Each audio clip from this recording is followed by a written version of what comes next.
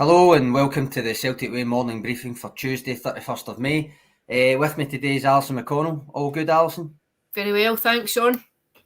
Nice one. As always, before we start, I'll put in a wee word for our sponsors, One Football.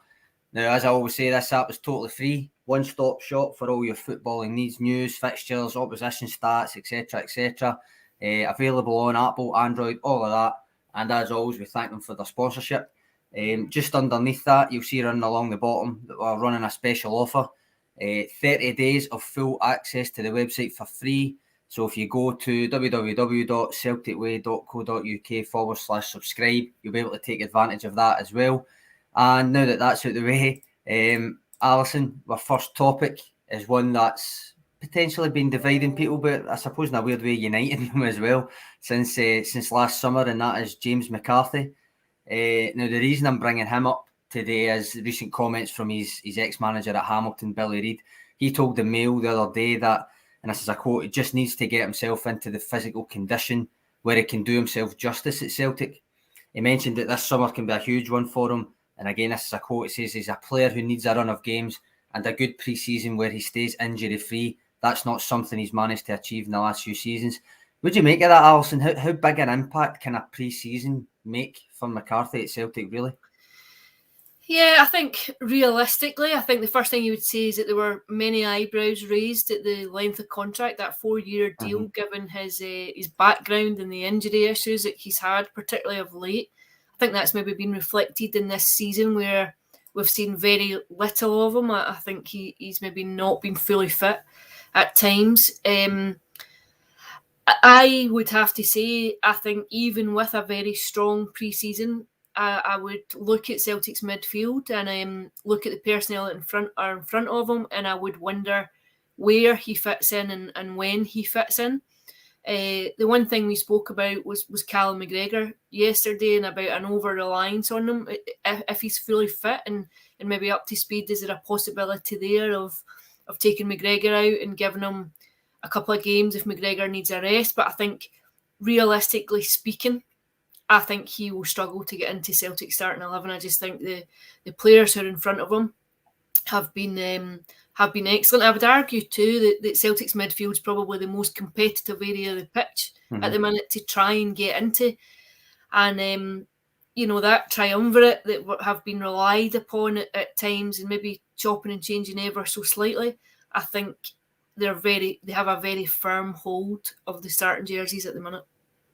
Now, see, when I was reading Billy Reid's comments, on the face of it, before, I mean, it was a fair point, but on the face of it, before McCarthy moved to Crystal Palace from Everton, he was technically fit already, if you know what I mean. He'd been out for over a year due to his leg break, and he'd played only once before that, but he moved there in the August, and which, although, again, technically meant he had a pre-season with Everton.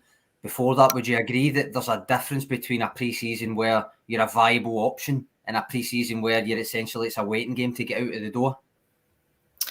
Yeah, I think so. I think so. I think the problem that Celtic will have, though, in terms of that regard, is the length of contract that he's on, because it makes it very difficult to go anywhere. I think if you're in his position, then there's no real rush to come out of that contract, the security of that contract, unless it comes down to knowing that he's in the last few seasons of his career and whether or not he maybe just wants to go and play regular first team football. I think that's a very personal decision, whether you keep the security of the contract or you go and take less money but get more game time. I think he'll want to get up to speed. I think a full summer, a full pre-season would probably be helpful. I think if you look again at the scope and intensity of the fixture list from August now until November, there are so many games. It's a fairly ferocious start to the season. I think there could be scope for him coming in and offering some kind of respite to players, but I think realistically, I just don't know where. I don't know who you would dislodge for a regular start.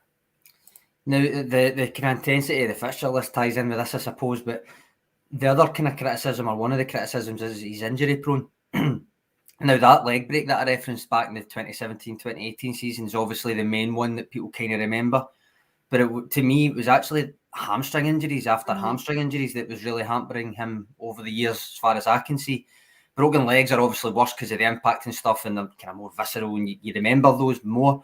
But ultimately, they happen, and they're often a freak injury. Like in McCarthy's case, it was Salomon Rondon accidentally kicking him full on the leg.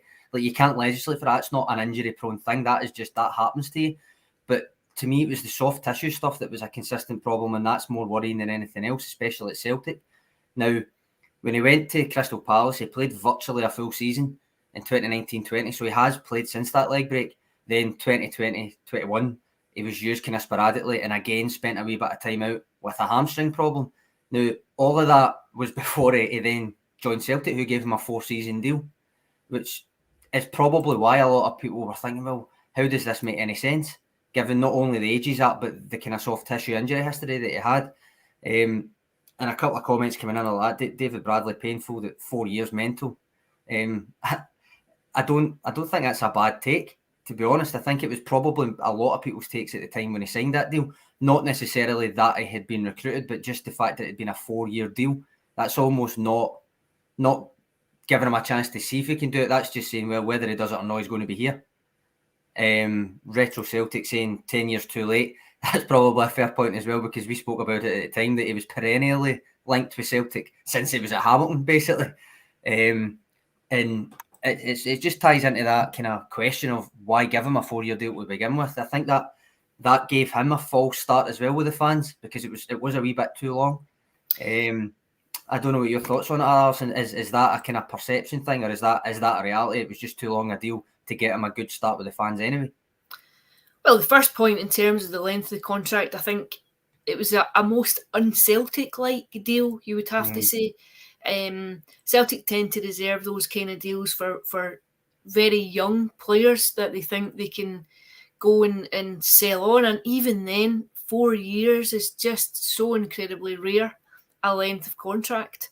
I think obviously that was there maybe in terms of the finances of the deal. It maybe required that length of contract to get the deal over the line. But yeah, I think given his age, given his circumstances, given his background, I think it was one that left a lot of people scratching their heads. I didn't think it made any real particular sense at the time. And on the back of his first season at Celtic, it really now further would entrench that opinion, I think, because you've not seen enough there from last season that would lead you to believe that there'll be any considerable impact over the next 3 years. So it could look like a very costly deal, I think.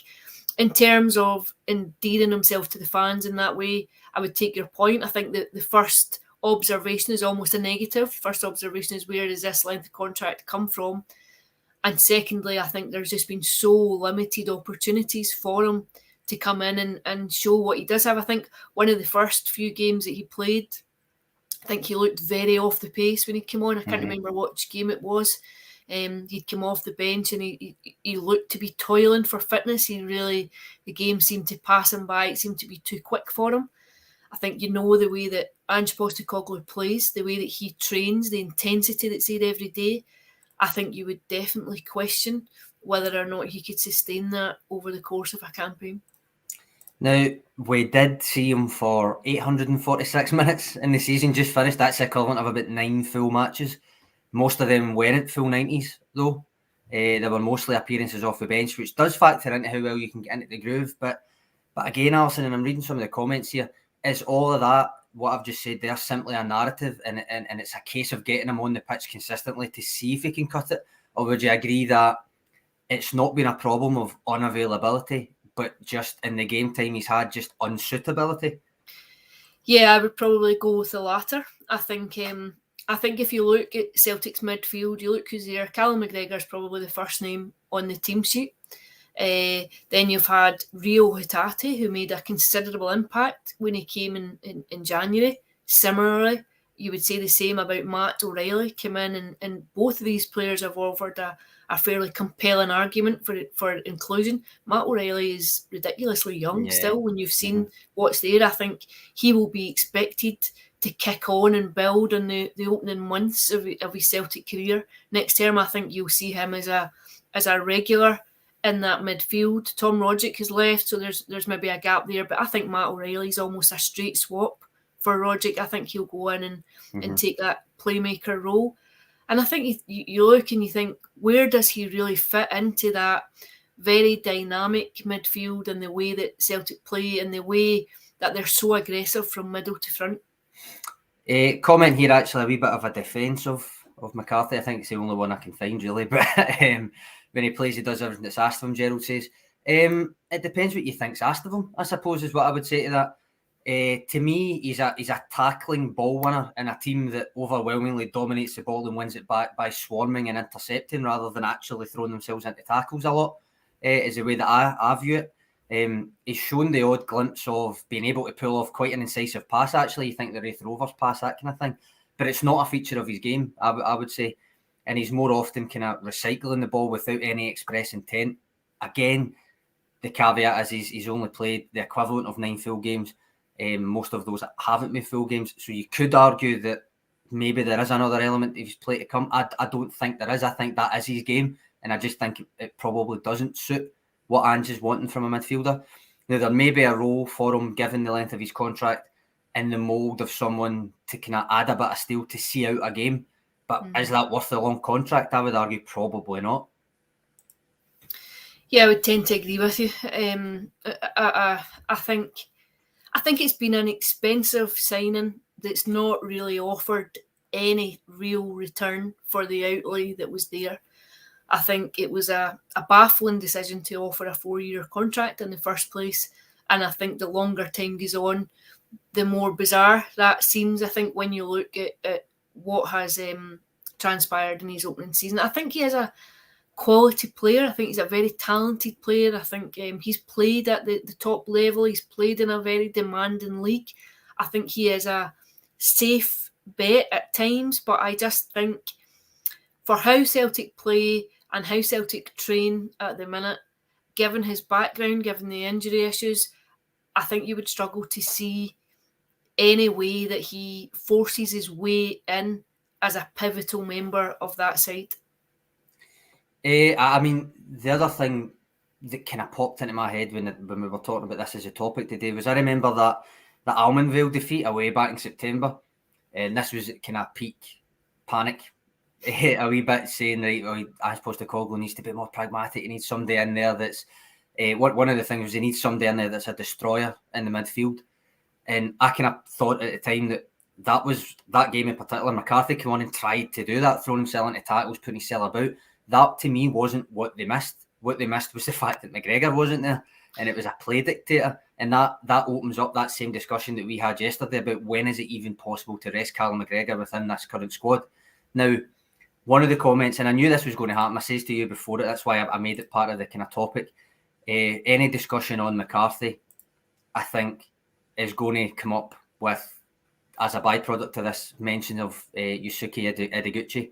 And sure enough, Andrew Goulet here says, missed the start, but Ideguchi's a gun, being held back by Ange to let Rogic and Beaton finish up. McCarthy's a backup.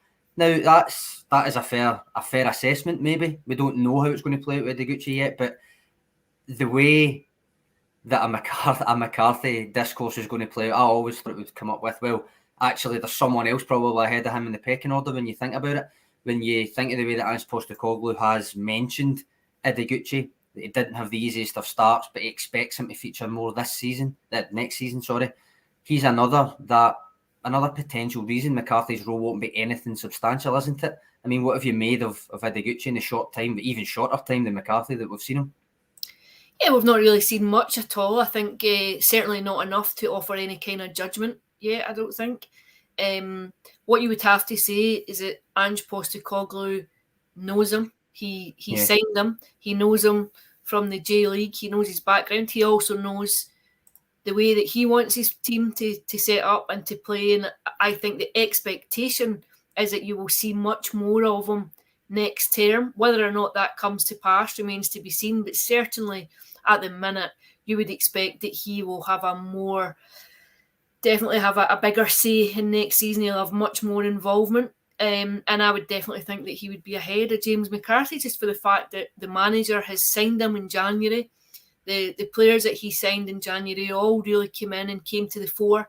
Apart from Ideguchi, I think we've seen him in glimpses other than any real kind of time. And I'm quite sure that the player himself will be itching to play too. And he's another one that you think will be looking for a strong pre-season, will be looking to make his mark. And I think with Beaton and Rogic going, I think there are a few more openings that might not have been there last term. As I said, I think Matt O'Reilly almost takes on Rogic's role. I think him and McGregor, I think will form really the nucleus of Celtic's midfield next season. I think, obviously I'm saying that now before we know what business might be done in the window, but I think Eddiegucci will want to come in, and he obviously is quite versatile too. I think he can play a number of different positions. It'll be interesting to see just where he fits in, but certainly you would expect to see more of him. I agree with you on Matt O'Reilly. I think he might actually, and this might be sacrilege to a few people, but I think he will enhance the role that Rogic was playing. I think he offers a wee bit more in terms of the pressing, in terms of a coordinated press, and ultimately take set pieces as well, which is actually a big help. In terms of Ideguchi, I mean, it's literally been like 150 minutes. It's been no time at all. Certainly not enough time to judge him, given that he hasn't played in Scottish football before or anything either. He obviously had time down at Leeds, but that kind of ended in not disaster, but it ended with him going back to Japan. So I liked the last game of the season. I mentioned this to Tony after it in the video. I liked his attempt against Motherwell, like his kind of first time lobbed pass when he was on in that game. But again, that was a game already won with no risk attached to it going awry, etc. It's just a case of haven't seen enough yet. But we started by addressing Billy Reid's comments about a pre-season being key to James McCarthy's chances of game time. But I'd argue that what he said about McCarthy is actually even more applicable to Ideguchi this summer. Yeah, definitely. I don't think there's any doubt about that. I think it can be very difficult to come into a club midway through the season anyway.